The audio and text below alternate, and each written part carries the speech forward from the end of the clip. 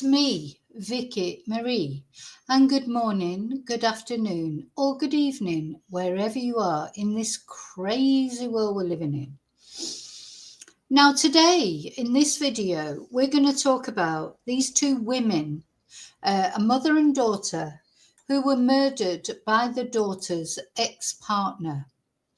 And the reason that I've brought Jerry and Kate McCann into the thumbnail is because, for two reasons. Because I do feel like they've been given a bit better treatment over their stalker, but it could be as a result of everything that went on with these two ladies losing their lives. Anyway, I'm going to explain about that. There's been sort of new precautions brought in as a result of these two women being unfortunately murdered by the daughter's ex-partner.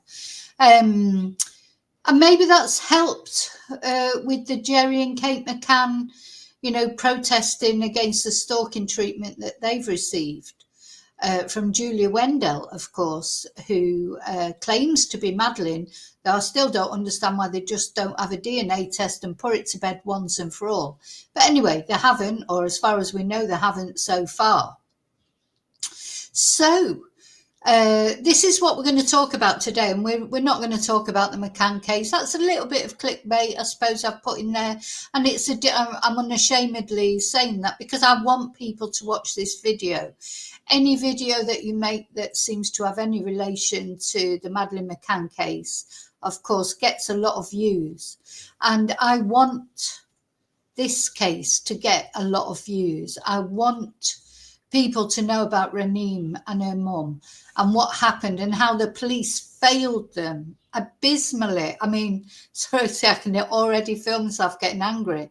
I am on camera today. When I take off this thumbnail, but I may go off camera just to let you know, because literally I've been umming and ahhing whether to go on camera, because I've spent the whole morning crying as I've been researching this case. I've literally sobbed and sobbed. These poor women who received no help whatsoever from the police. And it does bear a correlation in my eyes to the way that, Julia Wendelt just arrived at Bristol airport. And I know she's been stalking, but it's not in the same sense that these women were stalked, which you'll see as we get into the story. And she's been arrested and she's actually in custody until her trial. Now, I'm not against that. I'm not saying that I don't think that's a good thing. I don't believe I've been stalked. Years ago, it's the most horrible thing. You cannot imagine what it's like unless it ever happens to you. But the thing is, I do feel that these women were in so much danger. But this has been recognised now. So to be honest, I'm not really here in this video to talk about, well, I am. I am here to talk about how the police failed them completely, utterly. But at least something positive has come out of it, because there's been a new law or a new procedure introduced as a direct result of what happened to Raneem and her mum. And the fact that the police honestly, now, what I would say to you is be prepared to get really angry with the 999 operator. Honest to God, I think this is one of the worst 999 calls I have ever heard. But also, we have to remember, not all 999 operators are bloody rubbish. Though we're going to listen to one that was very good as well, spotted some domestic abuse going on and acted very quickly and very cleverly to help the person on the other end of the line. So I think we have to remember that. Obviously, we spotlight the mistakes that are made, but sometimes mistakes aren't made. They're not always made. So we have to focus on that as well, because I think otherwise I certainly would get so angry. I'd be like, just going crazy. And these 999 calls are going to make you really angry. But also you will see, that not always 999 calls go badly. But yeah, and also I do feel now, I don't know. To me, it's not that I don't think that Julia Wendelt should have been arrested. I do think she should have been arrested. But I just don't understand why the police have been so keen to protect Kerry and, Kate and Jerry McCann. How many people out there are being stalked or have been stalked and no notice was ever taken of them? Or is it a direct result of these high profile cases like Raneem's coming to light? And is that how Kate and Jerry and Amelia and Sean, of course, who have also, their other Madeleine siblings, who have also been stalked, is it a direct result maybe of that? So that's what we're going to talk about basically. So that is, but I wanted to put the McCanns in the thumbnail, not only because I do think there's a sort of relationship here that we can draw on, but also I want people to watch this video. I want people to hear Raneem's story. Okay, let's take that down. So hi, I am here. So first thing I want to say is my name's Vicky. For anyone, Vicky Marie. For anyone who doesn't know me, maybe it's the first time you've ever watched my channel. And I talk about true crime, other things as well, but mainly true crime. Also in my other life, I am a Spanish teacher. I'm based in mainland Spain. And I have long had a fascination with true crime. And I try to be honest, I do try and concentrate on cases of stalking and things like that. They mean a lot to me because many years ago I was stalked myself. And I know exactly how it feels. You could not explain it unless you've been through it. So that's me. I'm Vicky. I also, let me put my banner on. I want to say thank you to all my regular watchers, all my subscribers. I want to thank everybody who watches, likes, subscribes. If you're not already subscribed, please think about subscribing. It's completely free. Special thank you as always to my members. Why not think about becoming a member if you want to support my channel? Every Thursday we have an exclusive members live. And I also want to thank people who send me a super sticker, buy me a coffee, send me nice emails, leave nice messages. Thank you anyone who supports my channel in any positive way and also the negative ways. Hi trolleys, thank you for still watching. Okay, so now I've said that, take the banner off. And where we're going to start now? I'm going to say hello to people who are in the chat. So yeah, hi to lurkers. People, not everybody wants to join in the chat. Hi, anyway, maybe one day you'll feel like you can join the chat. But also I want to say hello to replay crew, people who are catching up on this video. Maybe, Saturday morning's not a good time for you to watch a live stream, but if you're watching it now, hi, thank you for watching. Thank you for caring about Raneem and her mum. This is the important thing. And I've already this morning lit a candle because I've been researching this case on one. As I said, I've been sobbing most of the morning because it is very sad. So just a warning, it's a very sad case, but there is some positivity that has come out of it. So rest in peace, Raneem and Khaola, I think her name is, her mum.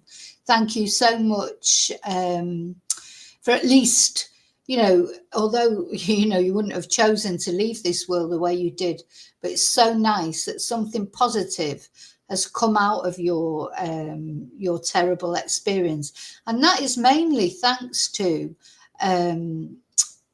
Raneem's auntie. And we're going to be looking at her in a moment and looking at some interviews with her. She's an incredible woman who has really campaigned to make sure that her sister, because of course Raneem's mum is her sister, and Raneem's lives did not, were not entirely in vain.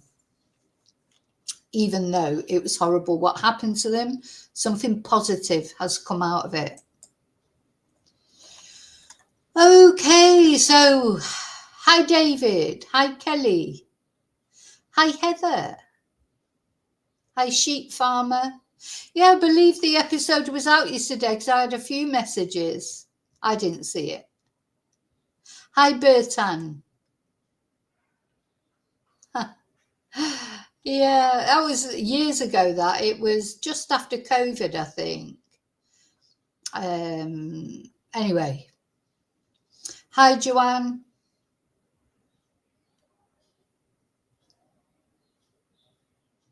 Hi, Gaynor. You're lurking. I'm a lurker. I lurk on other channels, Gaynor. You lurk away. Don't worry. Okay, so Kelly, what you're trying to say? The antique show? You're trying to say I'm an antique? No, it's bargain. What is it? Bargain loving Brits in the sun or something like that. A couple of years ago, just after COVID, they messaged me and asked if I'd do a video. I think I've been on a couple of episodes. I've only caught one. It's not very flattering. And also, yeah, then they asked me the following year to do another one. But the trouble is you have no control over it whatsoever. You know, they don't, you know, you don't know what's going to end up making the cut, what's going to get edited out. There's a few different reasons that in the end I just said no, because, and it's sort of part of me wishes I'd never done the first one because you have no control over it. You know, these shows, they sort of come in, take their videos, and then you have no control about what actually goes out on air or anything. So you have no control over your own, you know, and you don't get paid for it or anything. So it's like, it's just cheap TV, isn't it? It's just a cheap reality TV is just a cheap way of making TV. You get people, obviously I thought it might make a difference to, you know, the exposure for my Spanish classes, but I wouldn't say that it's brought in any extra business or anything. No, I didn't do Bargain Hunt, Kelly. I mean, I would love to do Bargain Hunt. I would go on Bargain Hunt tomorrow if I got the opportunity, because I do love that program. But no, it wasn't that program. Okay, so we're going to look at this case. Very important case. So let's just have a look at what has happened recently. So yeah, I want to talk about Raneem and her mum because it's not about me, this video. Okay, so now this woman, she thought she was being stalked. What happened was her husband, she found out he had another family in Afghanistan. And that's where all the problems started. So it turned out he wasn't only married to her, he was also married in Afghanistan. So that's where the problems started for this woman, who you can see, a very beautiful woman. This is Raneem here on the left-hand side. And this is her mum, Khaola, I think you pronounce her name, but I'm sorry if I pronounced it wrongly. But so you've got Raneem and Khaola, their mother and daughter. And she reported her husband many times. I was watching her interview, not her interview, her auntie's interview on Good Morning Britain, which I can't play that interview because Good Morning Britain always pick you up for copyright. But when this case came to a head, 33 police officers were found from different backgrounds. So in other words, I presume, you know, regardless of cultural background or whether they were men, women or whatever, were found to have contributed to the deaths of these two women. 33 police officers let these women down. And this happened in 2017. So it's a little while ago. I think it was 2017. 2018 in Solihull in the West Midlands. And Raneem, she was only 22 years old and her mother was 49. Again, very young.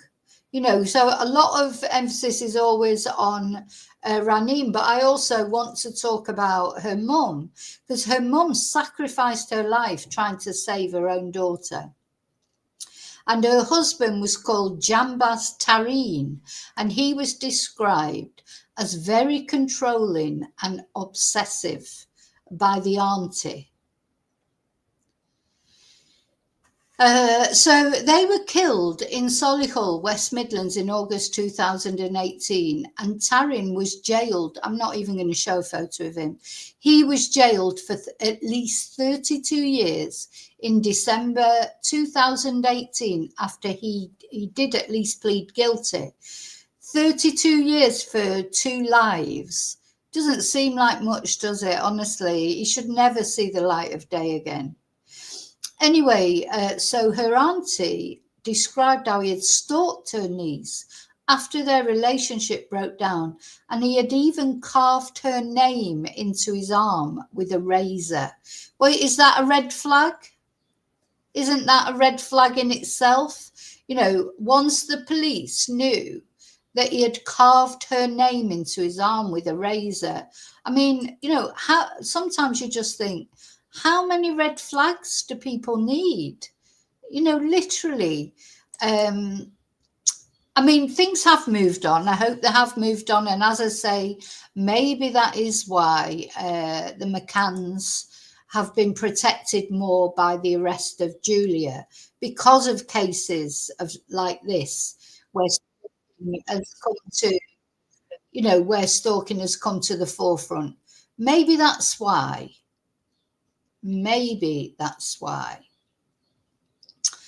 And,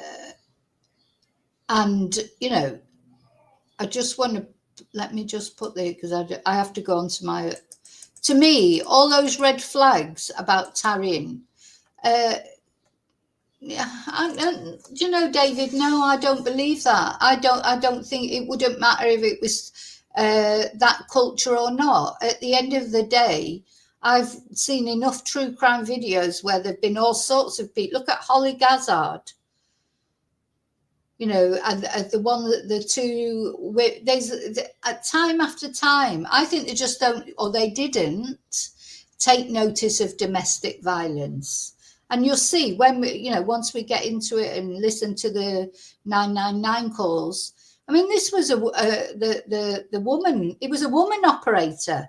This woman was talking to, who totally dismissed her. You'll get angry when you hear this woman speaking. I hope she's been sacked.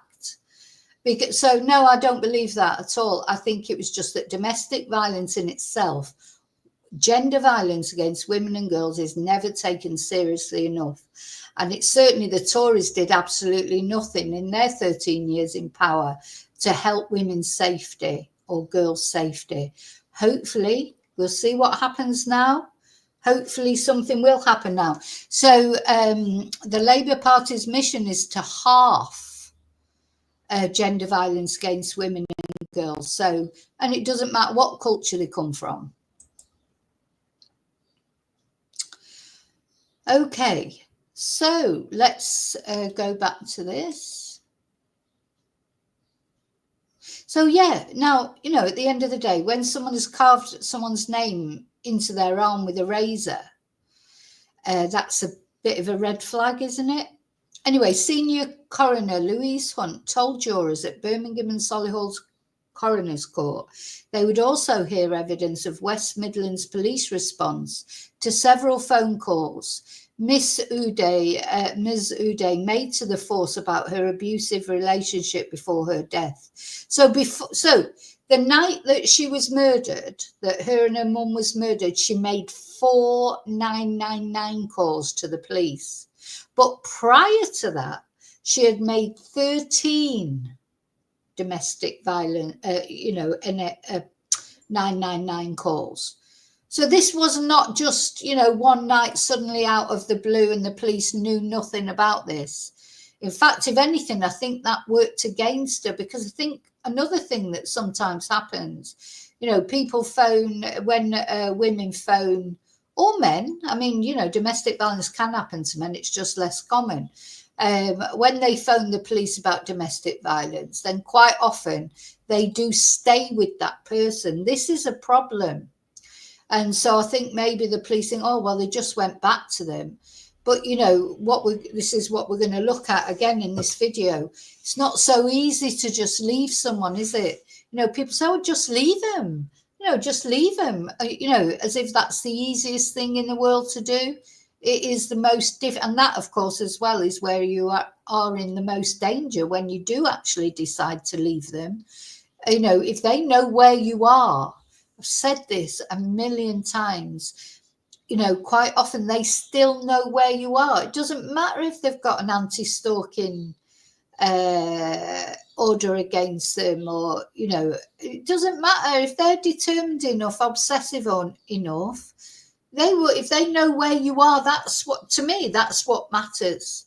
When someone's a victim of domestic violence or stalking, the most important thing is moving somewhere else, but you can't always do that.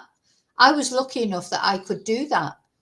Trouble is, as long as that person is free, if they're still free, knows where you are, they're always going to come for you. Doesn't matter how many restraining orders you have, to be honest. So they've either got to be arrested and imprisoned, or you've got to move. That's your two choices, really. But basically, you do need the backing of the police. So the police response was delayed. And the coroner's court heard that she had applied for a non-molestation order.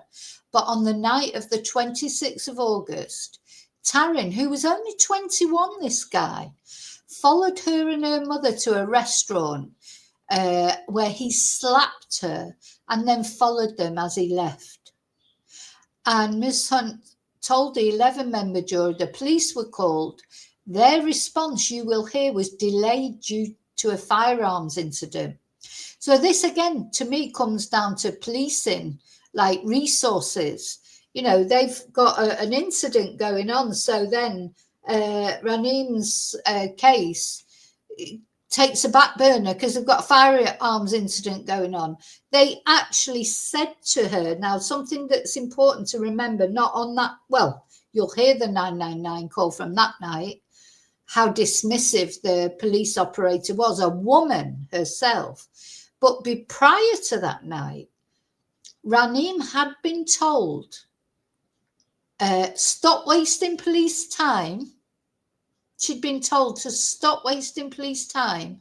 You've got to sort it out yourself. And, you know, you just need to go home. There's nothing we can do. She'd been told that several times. That's why 33 police officers were found implicit in her death.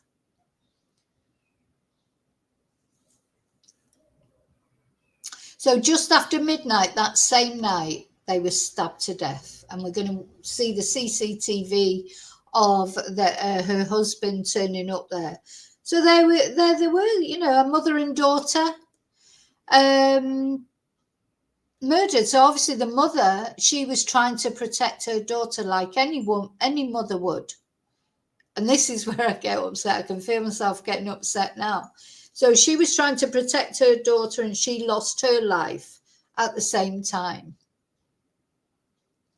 So Miss Norris told the inquest that Miss Oudeh joined her mother and family in the UK in 2014 after fleeing the war in Syria. Imagine fleeing the war in Syria and then getting murdered by your partner. She first met Taryn after enrolling at Solihull College, but this had led to him stalking her, hassling her. The aunties said that Miss Oudeh was feeling very vulnerable in 2016 when the breakdown of another relationship had left her as a single mum at the age of 20.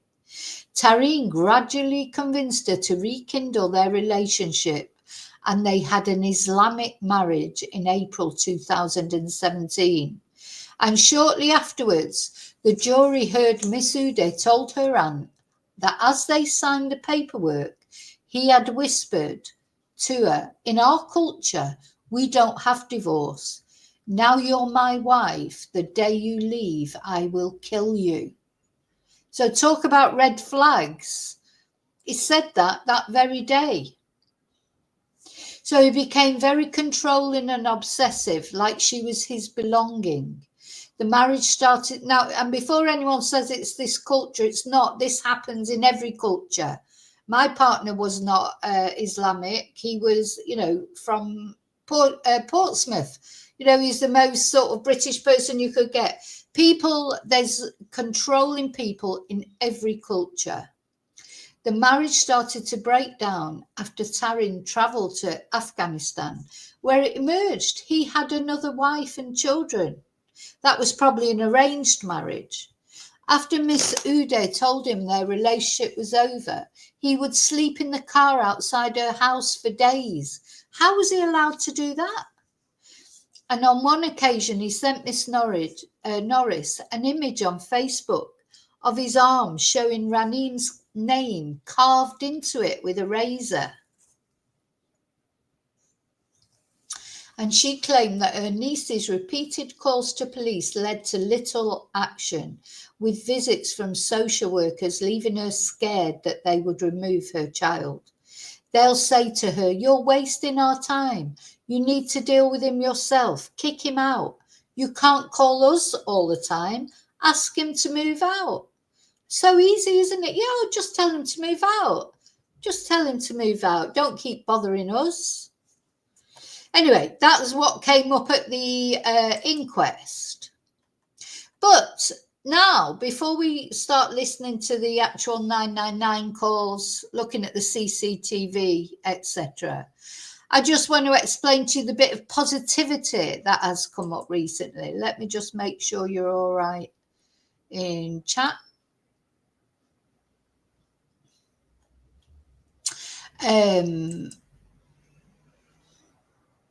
The good thing that has come out of this, and it's necessary, domestic abuse specialists are said to be embedded in the 999 control rooms of 5 police forces with the aim of providing better support for victims. So that can only be a good thing, can't it? I mean, it won't save everybody. There'll always be domestic abuse. There'll always be murders in this way. But I think, I'm sure you'll agree with me when we start to listen to the 999 calls. This was an exceptional case of disregard by the police. And, domestic violence is difficult to deal with. Sometimes women do go back to their partners after, or men do, and probably the police get sick of it. I don't know. But the thing is, there's always going to be that one time when somebody, for me, when listen, the women that end up, and girls, I'll say those cases that I've looked at in the Love to Death series that I've done, they are the politest ones that get ignored. The ones that ring up and go, "Oh, look, sorry to bother you, but, my ex-partner, I don't know what to do, blah, de, blah, de, blah." The police just patronise them.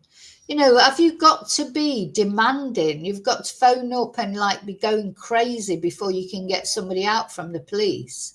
And you'll hear when we listen to this 999 call, the police operator was clearly irritated by Raneem. God, I hope that woman has been sacked. She was clearly irritated. She clearly thought that Raneem should not be ringing and bothering her. They had more important things to do. It's disgusting to listen to. Anyway, we'll be getting to that in a moment. So this new law, it's a pilot scheme, and it's known as Raneem's Law.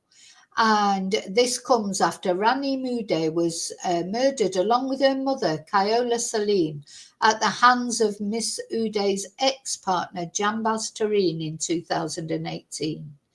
And Home Secretary Yvette Cooper announced the move as part of a bid by the Labour Party to overhaul emergency responses by the police to domestic abuse.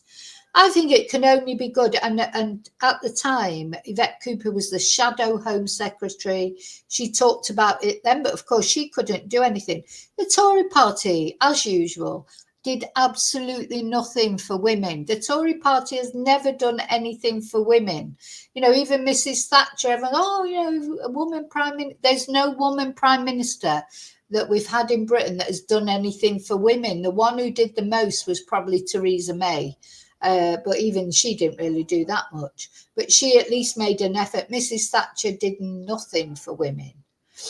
So the specialists will join the control rooms for the West Midlands, Northumbria, Northamptonshire, Bedfordshire and Humberside forces. And these independent domestic abuse specialists will come from women's aid charities.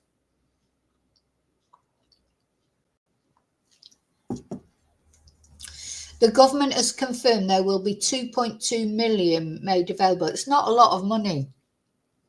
It's not actually a lot of money on the scale of things, is it? But never mind. Made available to fund the first stages of Raneem's law over the next financial year.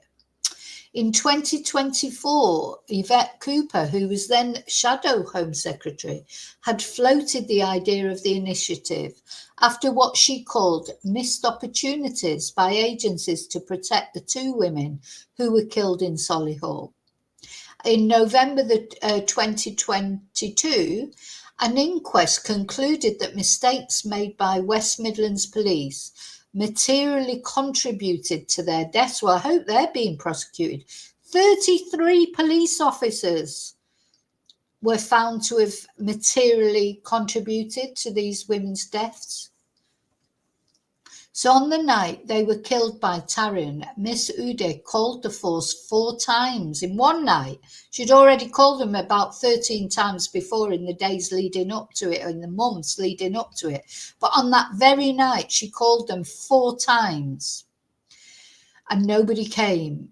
It had previously responded to 10 domestic abuse incidents linked to violence at Taryn's hand. And it says here 5 officers have been subsequently disciplined, but 33 officers were actually found to have contributed. Anyway, so this is her auntie, Nor Norris, and she has worked really hard to try and ensure that the deaths of her sister, which is Raneem's mum, of course, and Raneem, who is her niece, won't be in vain, and she's had some success. So she said, Raneem deserved the help she needed, and my sister Khaola, who broke my heart because she was caught in all this, deserved to live around her children. This is not just about saving lives, it's also about ensuring that victims who survive have the chance to truly live free from fear and harm. They deserve safety, dignity, and a future. We cannot wait for another tragedy. We must build the safeguards that should have been there all along. And I was watching her on that interview with GM this morning, or GM News, Good Morning Britain. And the thing she was saying, I mean, it was just so poignant, you know, because she was saying this could be anybody, you know, and feeling safe, especially in your own home, is not, it's something that everybody should be entitled to feel safe in their own home, shouldn't they? Whether it be from domestic violence, whether it be from home invasions, whatever it's from, everybody has that right, and it can affect anyone. You know, it could be you, it could be your daughter, could be your sister, could be your auntie, could even be your mum or your grandmum. You know, this can affect anybody. Nobody is free of this. It doesn't matter what culture you come from, doesn't matter what money you've got or haven't got, or if you're from. Everybody is susceptible to this, but we have seen that some people get better protection from the police than others, like Holly Willoughby and like the McCanns. They seem to get more attention than other people get. But I think part of it is a crisis in policing as well. I mean, we have to remember that the police they don't have to say horrible things like to victims like they did in Raneem's case. But, you know, we have to remember they can only do so much. They've only got so many people to, you know, deal with crime. So we need a police force that makes us feel safe. But also, I think and it was mentioned again in this interview, like Jess Phillips said, I don't want to keep sticking plasters over problems.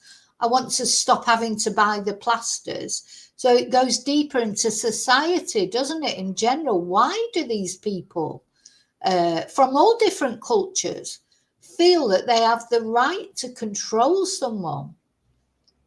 You know, that if somebody finishes with it, they cannot accept somebody splitting up with them. You know, breakup violence is a massive thing, not only in Britain, all over the world. It's a big thing in America, it's a big thing in Spain. Gender violence is just a common thing, unfortunately.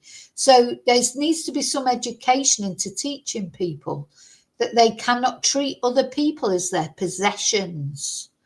You know, nobody belongs to anybody else. You know, just because somebody doesn't want to be with you anymore, it's quite often because they've found out that you're, you know, being unfaithful or whatever. Quite often these people that do these things, they're the ones that are being unfaithful. And then when that's found out and the person finishes with them, then they get angry with them.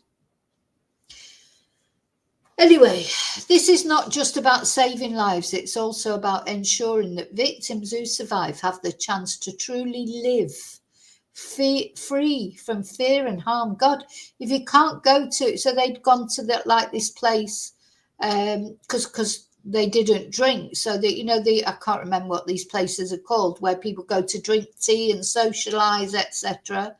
And that's where they'd gone, you know, why shouldn't they be able to go out and have a meal out or, you know, congregate with their friends? Well, they've got to sit cowering in the house with locks on. As part of the pilot, the specialists will review incoming domestic abuse calls and offer advice to officers responding to incidents on the ground. They will also facilitate training sessions on domestic abuse for force control room staff and ensure victims are referred to specialist support services. Now, as I said, I don't think they'll ever stop it all completely, but maybe just stop it happening as in this case. So Yvette Cooper said West Midlands Police has been determined to learn the lessons from the way Raneem and her mother were so badly failed, and it is welcome that they, Bedfordshire, Humberside, Northumbria and Northamptonshire, are all pioneering this ambitious approach to deliver the best possible response to victims at the worst time of their lives. So remember, this is a pilot scheme. We need to change the future for others where we couldn't for Raneem. As part of our mission to halve violence against women and girls in a decade, it is hoped that these first 5 specialists will help facilitate a national rollout across all 43 police forces across England and Wales. Okay, so let's have a look. Let me just make sure you're all okay. Hope you're all behaving yourself. I'm sure you are. Hi, ACW, night, Kelly.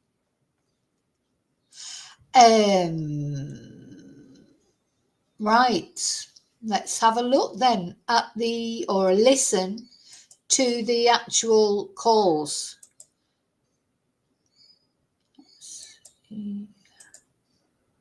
So we're going to look at the CCTV from that fateful evening. And I don't know if the calls are on here, but I've got the calls on another video.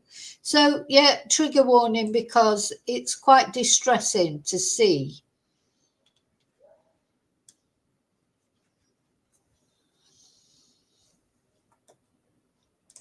Oh, that's what they call them, shisha lounges. So she was at a shisha lounge. She goes in, look, there he is, talk of lurkers. Lurking on YouTube is one thing. He was a real proper lurker. He watched them go in. He was lurking outside.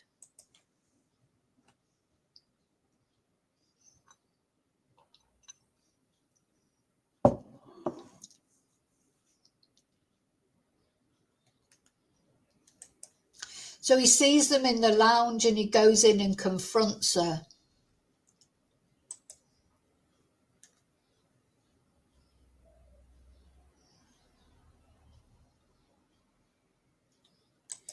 And look at how mum goes forward straight away. I mean, it's heartbreaking, isn't it? You know, because she's trying to protect her daughter. And she paid the ultimate price for being a good mother.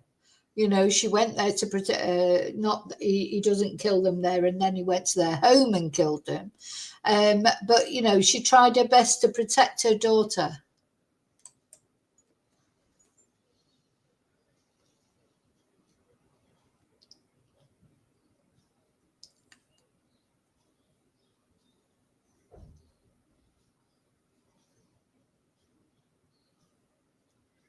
So they decide to leave, and he's marched out behind them by the security.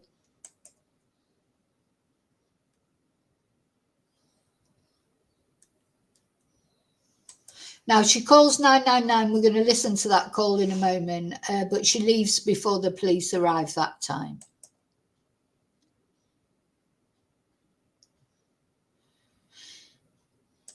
So he then goes to the mum's house.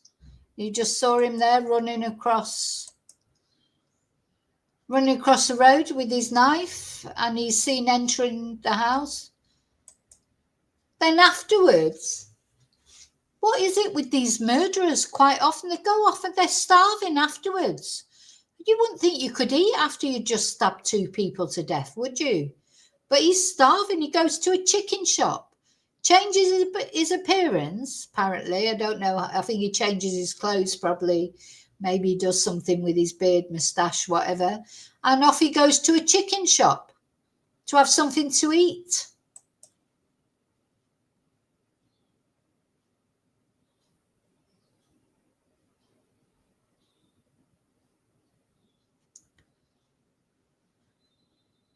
God, let's watch that again.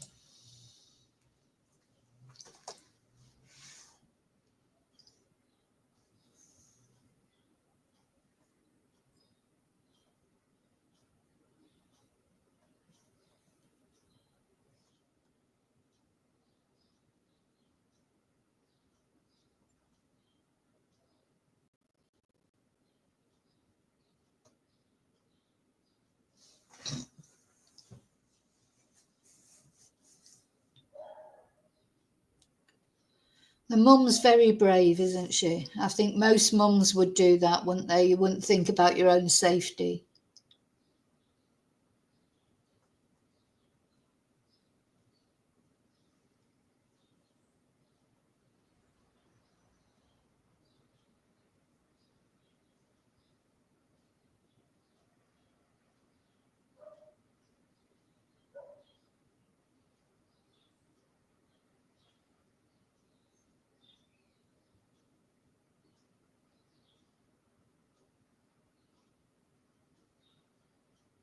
God.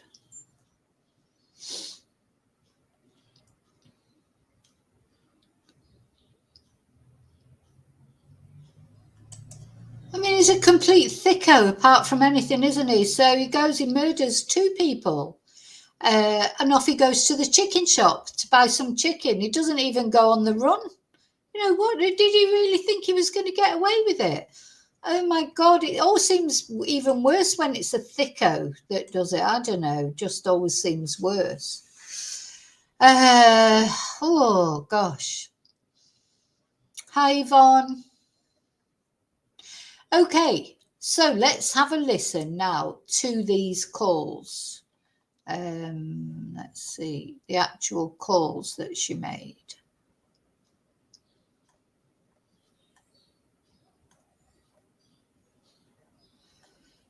I can't remember where I've put them. Come on. I forgot the calls.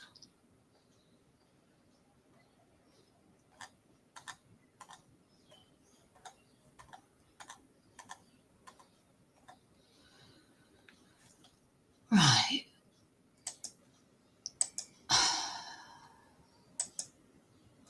Actually, I'm just going to put it so you can have a look at this while I'm looking for the calls, which I've got somewhere. That's the CCTV. Put that down.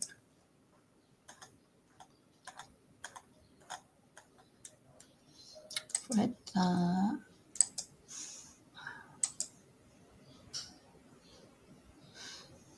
Right, okay, hang on. I'm just gonna, don't know where they've gone. Maybe I put them down by mistake.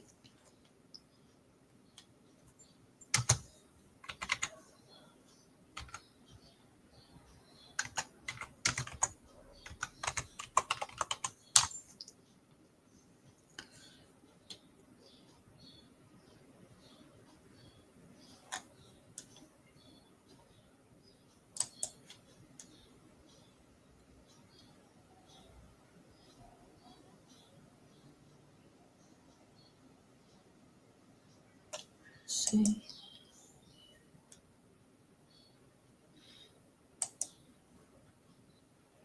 I think I found it.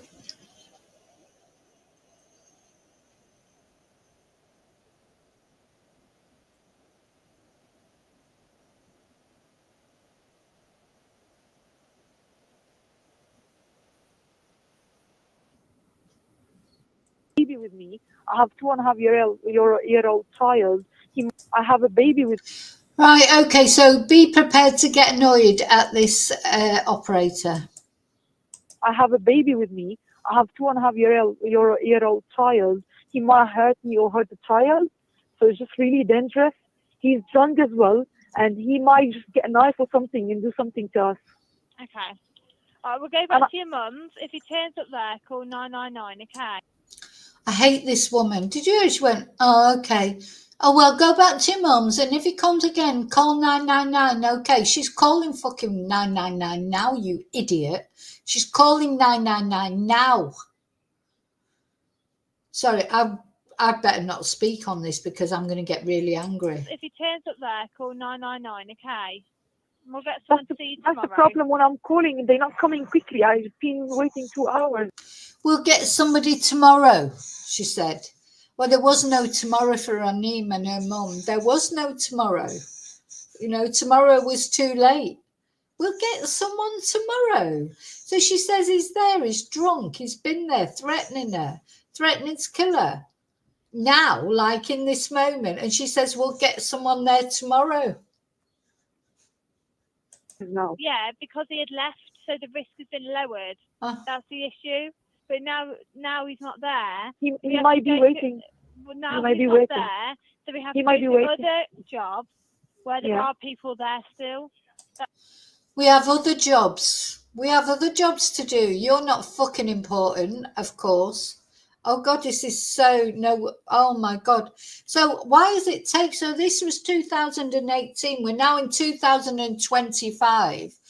So the Tory government did not, you might not like the Labour government, or you might think they're pretty crap in some things they do. I don't know. You can never please everybody.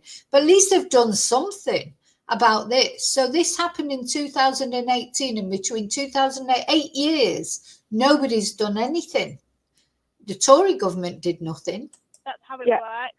So you just get to your mum's and lock the door, and we'll try and see you tomorrow, okay? Okay, but right. no. So she said, she's not even letting us speak. This poor woman is desperate.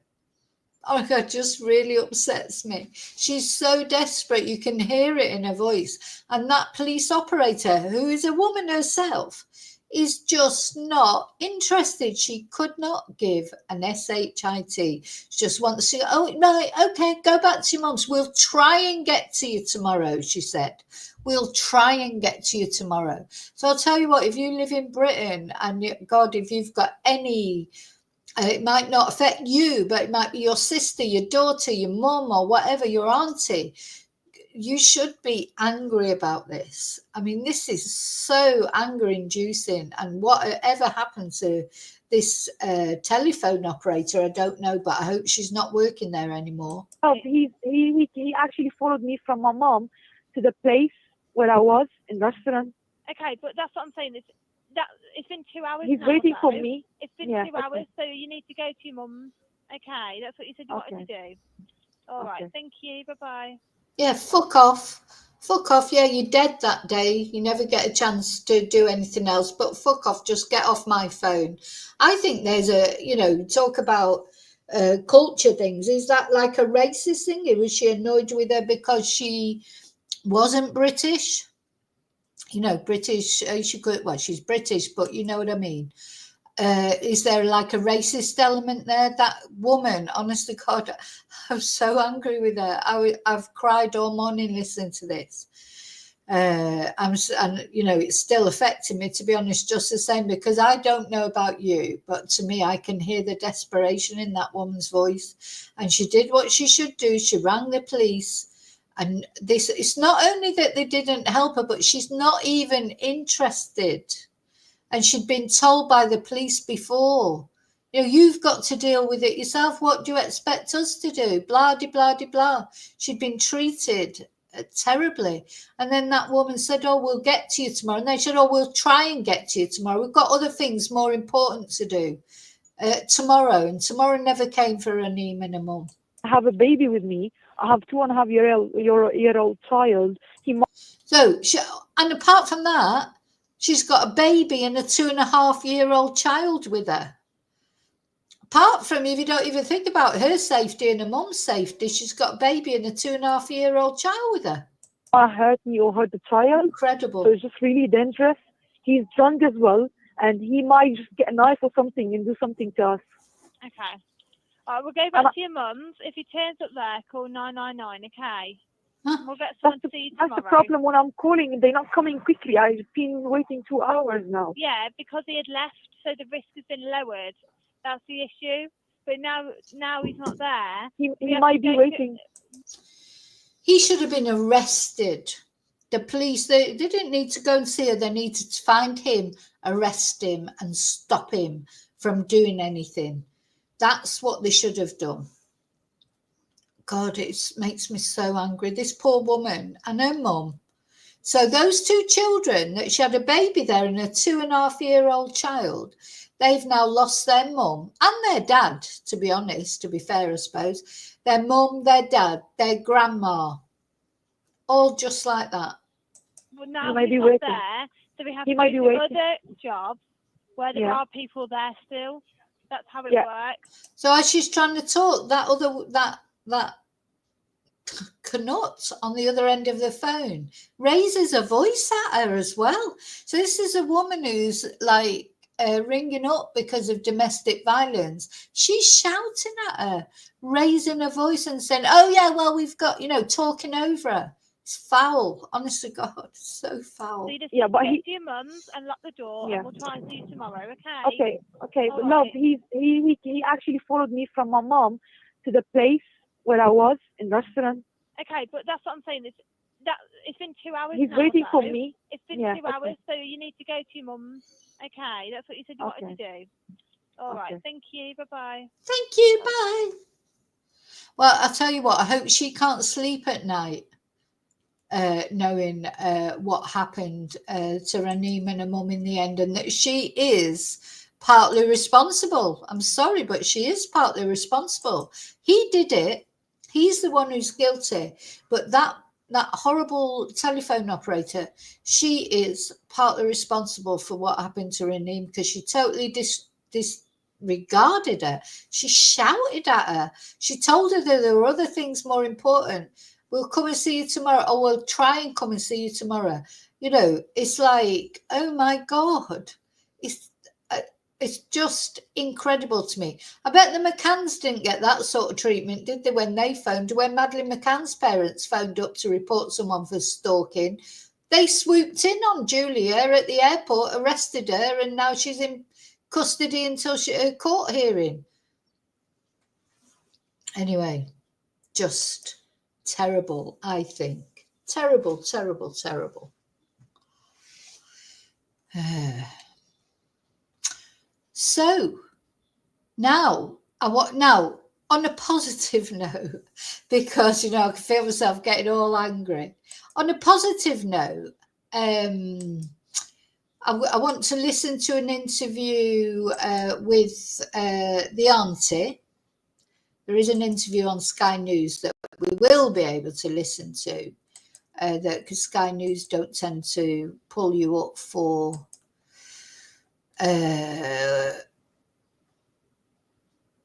copyright. So I want to hear the auntie talking, but the auntie is just incredible.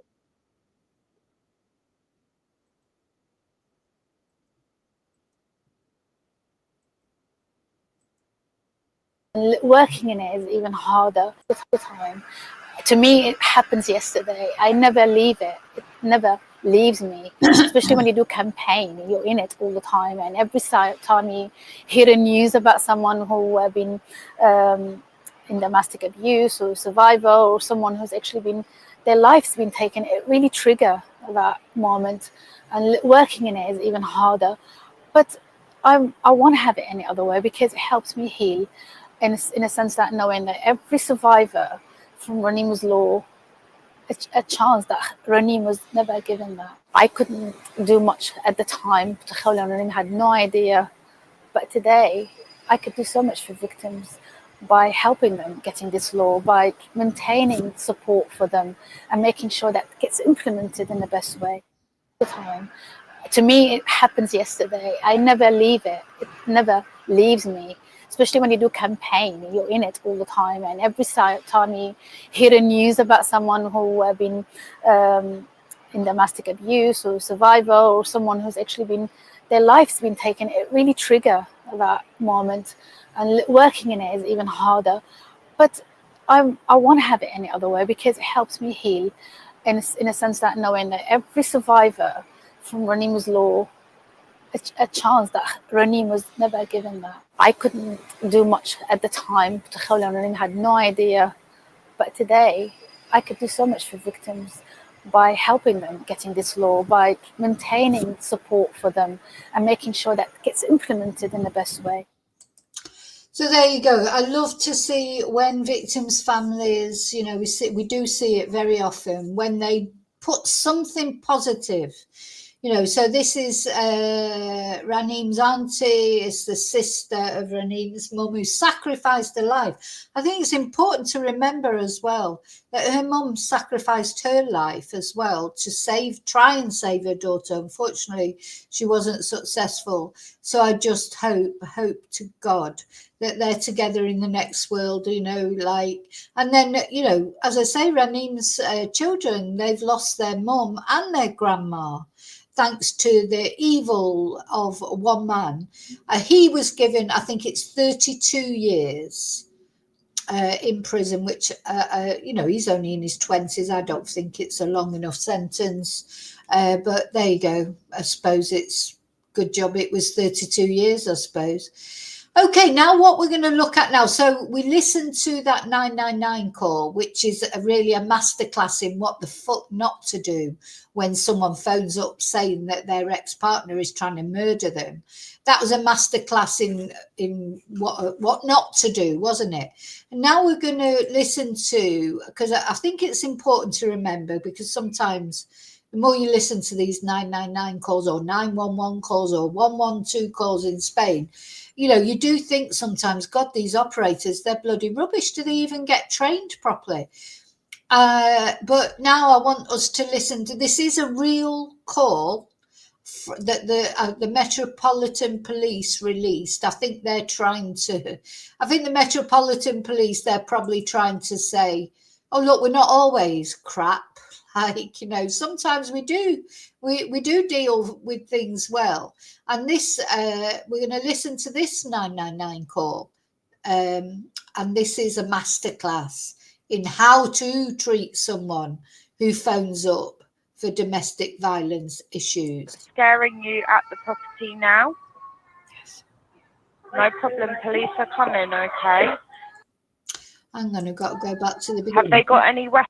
Answer yes or no. So, sorry, let me just stop it. So, this is somebody who rang the police and asked for pizza delivery. And luckily for her, the woman on the 999, the operator, realised that it might be a domestic violence call. Luckily for her.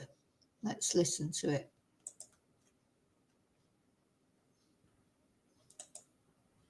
Hello, police. What's the emergency?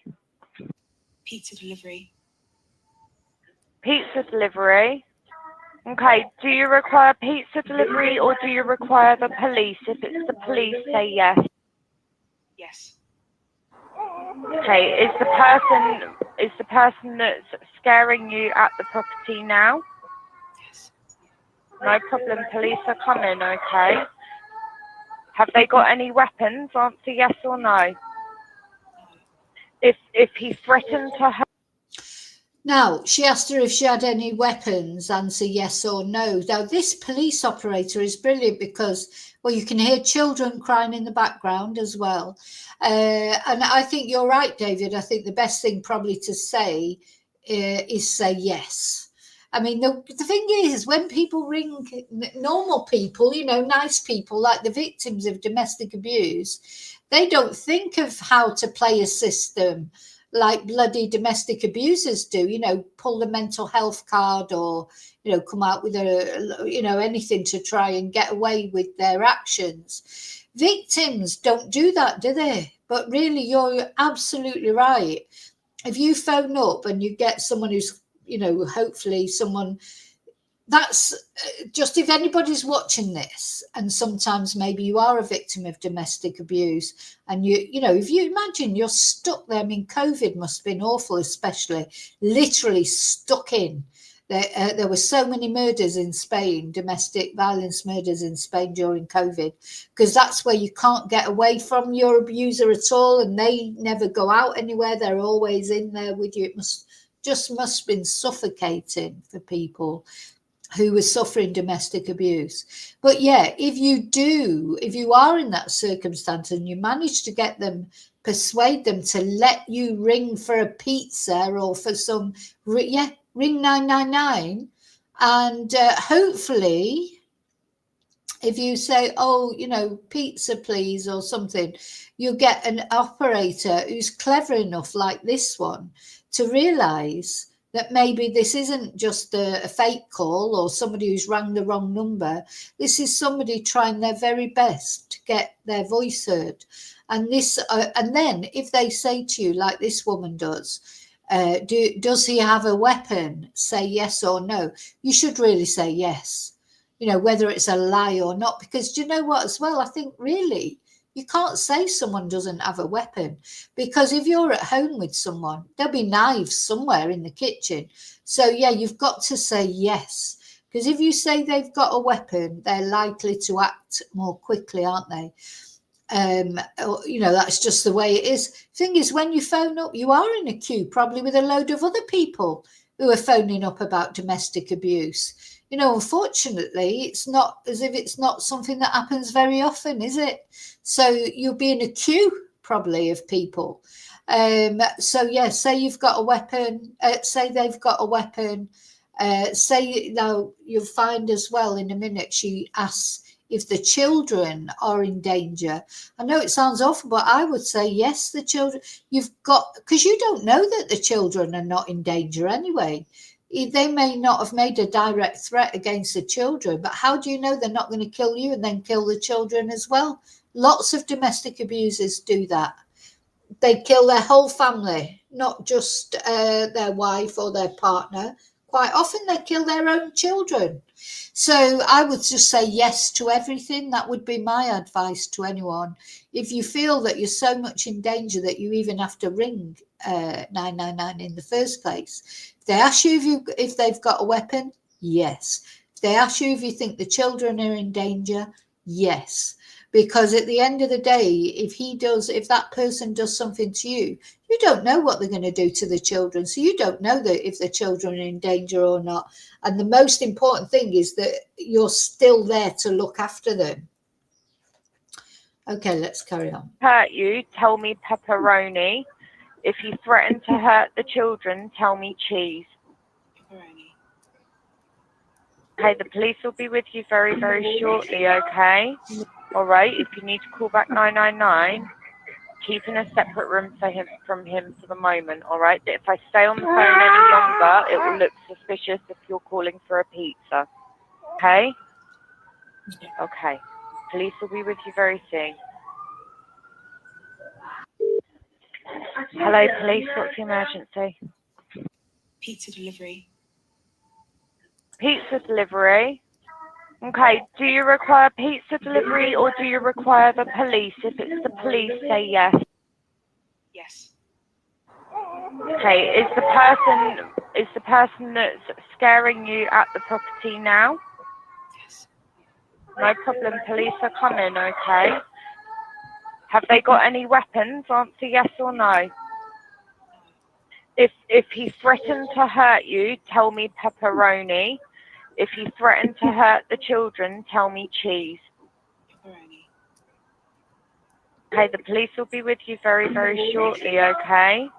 All right, if you need to call back 999, keep in a separate room from him for the moment, all right? If I stay on the phone any longer, it will look suspicious if you're calling for a pizza. Gosh, I mean, it's your heart's in your mouth, isn't it? Hearing those children as well. Now, apparently, I think they may have changed the voice of the caller for anonymity. I can never say that word. But that is a genuine call, and the operator's voice is genuine. But I think the actual caller's voice was hidden. So the Met Police says, rather than hang up or assume it was a hoax, a quick-thinking police call handler asked if the woman was in trouble and brilliantly helped her respond. Oh God, I don't know why, I just want to cry when I read these things. This is a happy cry. Brilliantly helped her to respond safely to questions without raising suspicion, suggesting pepperoni or cheese responses to help describe what was happening while police officers were on the way. I hope they're all being trained to do that. That's exactly it. And if you ever are in that position, and I hope to God that none of you ever are, but if you ever are, do that. Ring the police, ask for a pizza delivery, or, it should be a sort of, or any delivery, like Chinese or something. Just ask for something. And if the police have been trained properly, the police handler has been trained properly, they will ask that question, because their first instinct must have been, when somebody rang and they said, oh, pizza delivery, their first instinct was probably, oh, for God's sake, I've got lots of important things going on, someone's ringing me up for a pizza. But this call handler thought straight away, oh, hang on, is it really pizza delivery that they're looking? Have they got the wrong number? I mean, at the end of the day, how do you dial 999 with the wrong number? Nobody's going to dial 999 as a wrong number, are they? So really, that tells you everything you need to know. It's just not going to happen. You're never going to ring 999 as a wrong number. You might press the wrong button on your phone, I suppose. That's, if you had 999 keyed in, you may, I suppose, just press the wrong button. But very unlikely for you to ring 999 as a wrong number. As in, that call handler realised that straight away. Let's just listen to it one more time. And then I'm going to finish off then.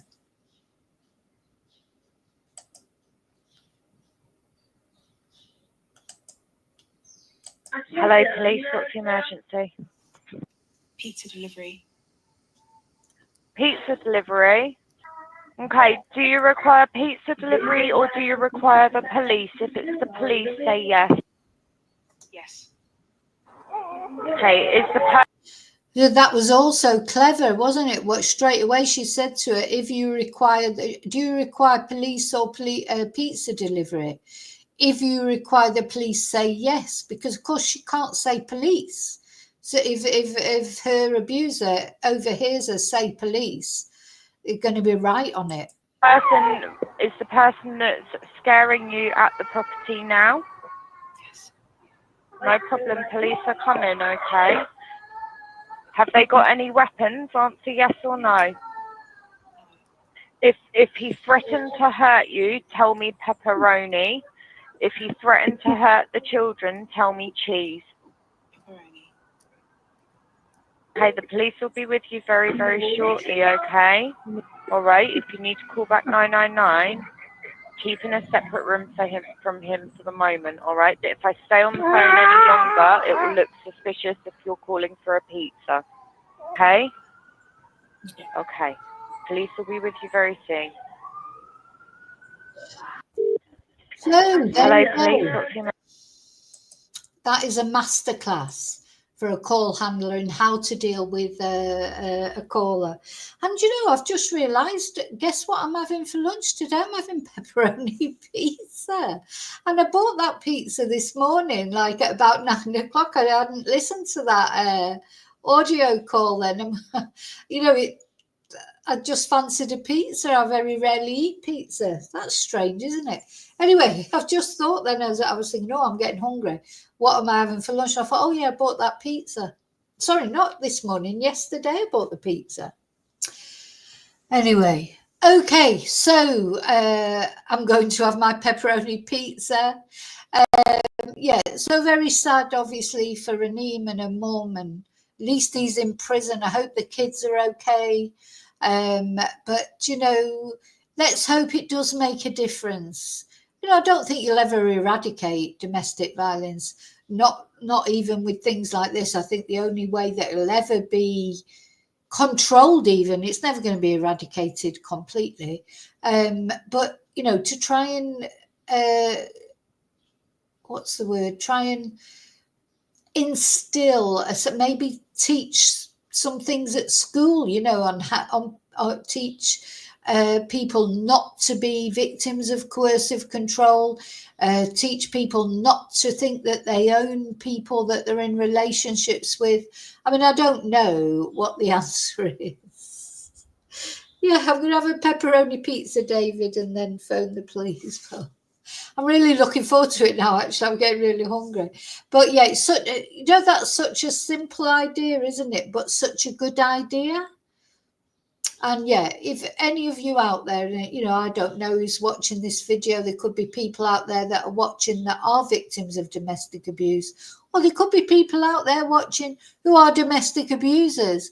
My message to you would be, for God's sake, go and get yourself some help. There's something wrong with you. And my message to victims would be, get help as soon as possible, and don't take no for an answer.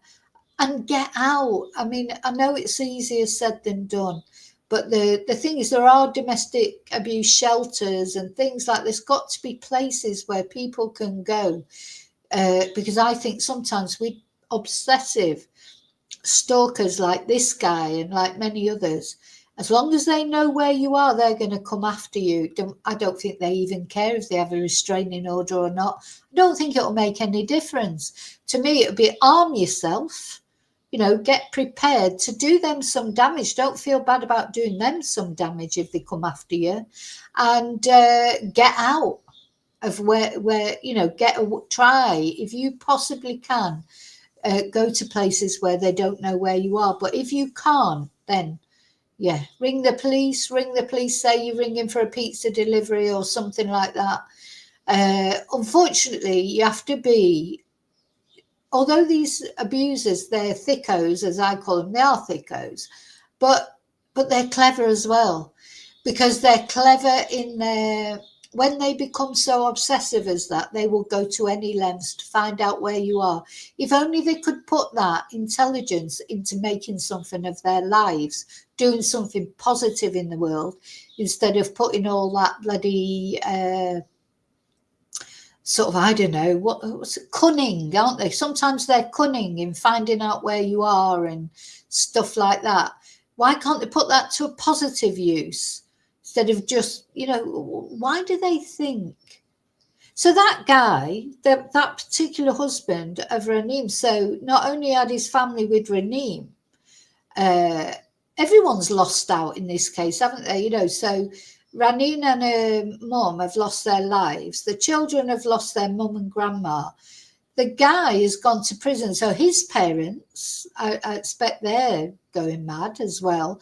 And then he's got a family in Afghanistan as well that have lost him as well. So, you know, it's a sort of no-win situation, isn't it? Anyway.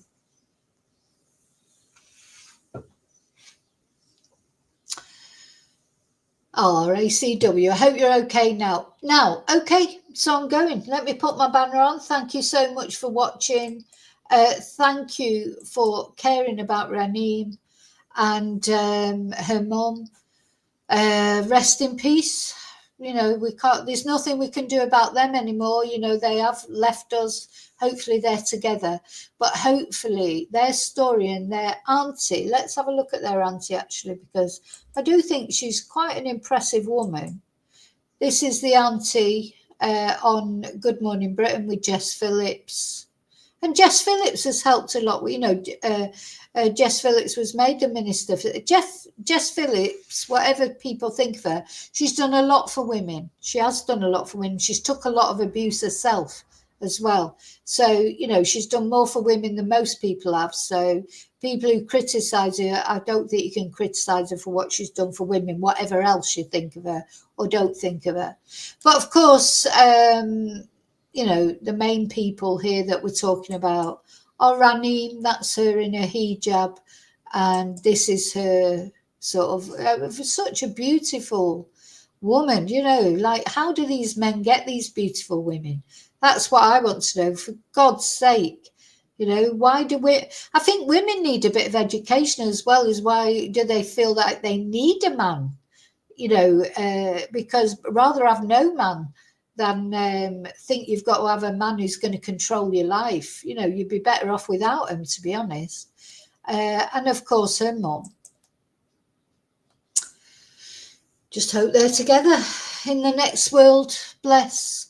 And I hope, you know, if anything, their demise is horrible. But hopefully, maybe if it just saved one other woman, I suppose it'd be better than nothing. Anyway. See you really soon in the next video. As always, thank you so much. Don't forget to like, don't forget to subscribe. And as always, take care of yourself. And may your God go with you. Bye.